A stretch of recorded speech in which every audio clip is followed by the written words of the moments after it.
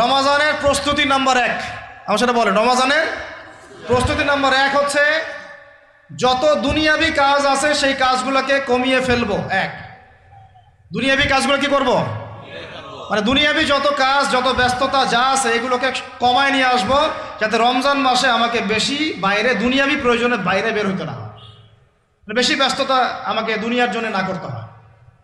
মনে করেন যে আপনি চাইলে এখন যদি সামর্থ্য থাকে রমাদান এবং ঈদের বাজার করে রাখতে পারেন, কারণ লাইলাতুল কদর নষ্ট করে ঈদের বাজার, আর রমজানের অনেক রুহানিয়াত নষ্ট করে দেয় দুনিয়াবি বাজার ঘাট, তাই না? সবার সামর্থ্য হয় না, কিন্তু বড় বড় যে বিষয়গুলো আছে, বড় বড় খাবার, মৌলিক খাবার, এগুলো আপনি 2 মাসের জন্য বাসায় রাখতে পারেন যদি সামর্থ্য থাকে। সামর্থ্য নাই তাহলে সেটা আলাদা বিষয়। মোট কথা এটা শুধু একটা বিষয় বোঝাচ্ছি না, দুনিয়াবি যত ব্যস্ততা এগুলোকে কমায় রমাজানের জন্য প্রিপারেশন নিতে হবে।